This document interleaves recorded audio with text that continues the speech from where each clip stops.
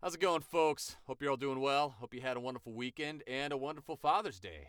I had a very nice Father's Day myself. I went out to lunch with the family on Sunday, then spent some time at home just catching up on life with folks. So, yeah, it was all very good. Nice to have those holidays where we remember the people important to us in our life. So, yeah. So, last week, what did I do? So, big thing I did is I finished another audiobook. This is an interesting one. So this one was all about analyzing people based on nonverbal communications, which was really interesting. I read a lot of really interesting audiobooks when I doing this kind of work, and this one was all about thinking like, okay, based on your psychology, what kind of interpretation can you get from when a person wrinkles their brow, or when they can't maintain eye contact, or if they're they cross their arms, or if they're leaning forward and stuff like that. So yeah, it was really interesting. And I learned from the week prior, where instead of saving it all for the last couple of days and working 10 to 12 hours a day trying to get everything finished up, recorded, and edited, I actually learned to pace myself a little bit more. Start a bit earlier, just work on maybe have like a chapter or two a day that I record and edit. And that ended up going a lot better than before. And I was a lot less tired at the end. And I think my body and my mind and my sanity thanks me for that. So that was cool. That's just one of those things that you got to learn as you continue doing work, finding out what your rhythm is and what your workload capacity is like. Also, yesterday, I'm recording this on Sunday, so Saturday, I also recorded the next set of lines for the next patch for the big Fallout 4 mod that I've been working on, which I don't know if anybody watching these videos is really tuned into that project, but that's probably one of the biggest ongoing projects that I've got going on at the moment, where I'm working with a gentleman, goes by a screen name King Gath. He runs a group called Sim Settlements, which is a really big player in the Fallout 4 modding community. And I'm working on a subcategory, a sub-project of the Sim Settlements umbrella called Sim Settlements Conqueror, which is all about, if you played Fallout 4, usually side up with the Minutemen, the good guys, and you're trying to save the wasteland and whatnot. And this one, we really flip it on your head. So, you decide to be the bad guy this time. You decide to be a raider, and you go about, taking over settlements, enslaving people, building your gang size and stuff. So, yeah, that's the project we've been working on there. So, and we've been releasing it piecemeal, as we continue to add additional features to the mechanics, or we add, more to the story, because it's a game mechanics mod that allows you to do more stuff, but it's also a quest mod. So there's a lot of story elements in there, and that's where my character really comes into play. So, yeah, I did that last week, and I just want to say while I'm on the mic here, I continue to be blown away by both the level of competence and the level of commitment of all the people that I work with. I mean, nobody makes a dime off any of this. I mean, I think we sell some t-shirts here and there off the website, but that usually just goes back to like production costs, and nobody is actually pocketing any of this. So I'm just blown away by the commitment levels of people who are willing to do, step up, take on this passion project and do it for free, from the other voice talents to some of the writers that I work with, to the programmers and the people creating assets for us, creating costumes, character models, and stuff like that. It's just really continues to blow my mind, the kind of people who are being creative out there on the internet and making awesome stuff. And so grateful that I get to play a part in that. And yeah, that was probably the bulk of my work last week. And then also exciting thing last week is I started up a new voice acting class. So I haven't done a lot of educational voiceover stuff in a while, so it'll be fun to get back into a class, learn about, enhancing my performance, perfecting my trade. So the website that I've gotten a lot of my work through is called Casting Call Club. I've mentioned it a few times here. And I get a lot of my character work through there, a lot of work working for video games, YouTube channels, audio drama, stuff like that. And last fall, I took their the 101 class that they offer, and that was very helpful. It was very basic level stuff, talked a lot about enunciation and proper diction, and, enunciating your consonants properly.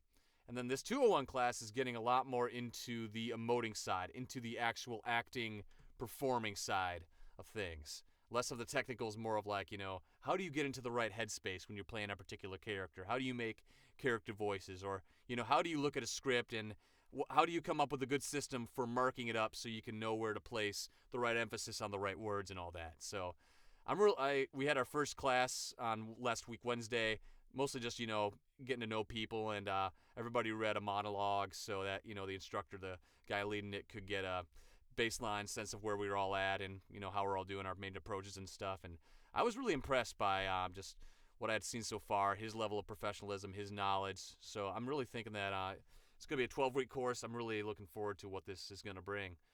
And yeah, I really haven't taken a lot of acting classes up to this point. Like, I mean, I might have mentioned, like, I come from kind of a performance background as far as I sang a lot when I was in high school and college, and my dad was a musician. My sister's an actress, so she's been in a lot of different productions, but I had never really had any sort of acting classes going into this. I was just kind of figured stuff out as I went. I mean, I just learned one day that I could, mimic all these character voices, and then, the deeper I dive into this, the more I just sort of learn as I go with my experience. So, yeah, I'm really excited to actually spend some real proper time, focusing in on learning and actually getting into the nitty-gritty of the performance and what it takes to actually be an actor. Because at the end of the day, a voice actor is an actor. I mean, you have to, do all the same sort of basic mindset things that an on stage or an on-screen actor would have to be able to do. So, yeah, really diving into that. And, this gets me thinking back. So one thing I love about voiceover is that you never stop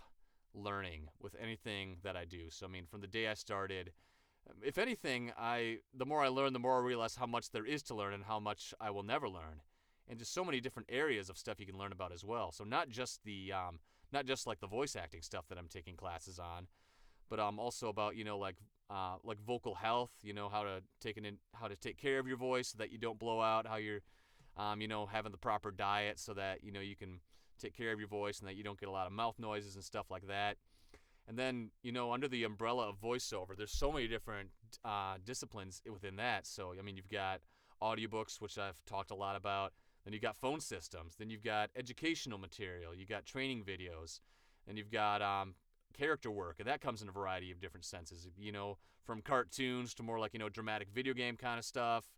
And commercial readings, obviously, both for television and radio. So each one of those have their own different quirks and ways that you perform. And then, of course, there's the whole business side of things, which I keep saying that a lot of voiceover folks I know, this is the real aspect you really got to be spending more of your time focusing on. Because, I mean, you can be the greatest actor in the world, but if you're not putting your name out there and learning how to market yourself, how to run a business, how to keep track of logistics and costs and start, figuring out how much money you make doing a given project for a given amount of time, and factoring out, what kind of projects are worth your time as far from a money-making standpoint.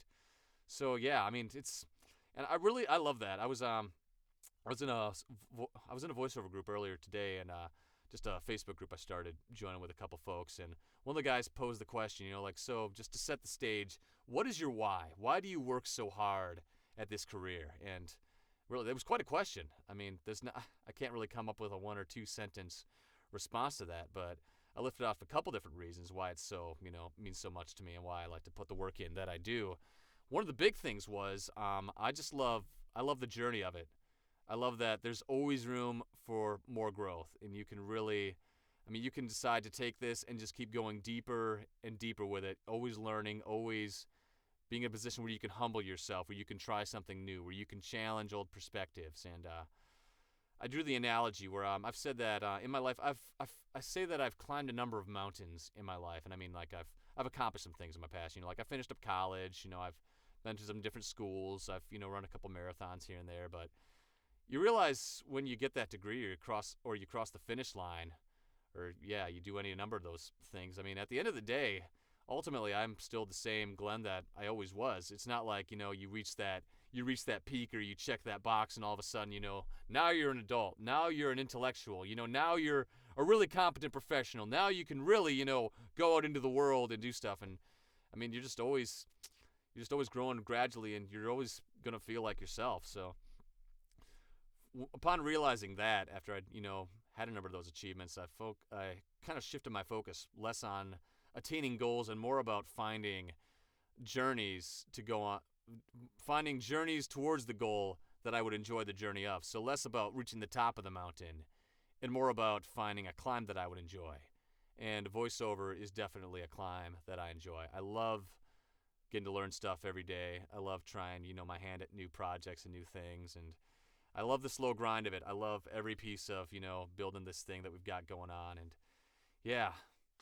So yeah, always learning, never stop learning. That goes for voiceover as well as for life.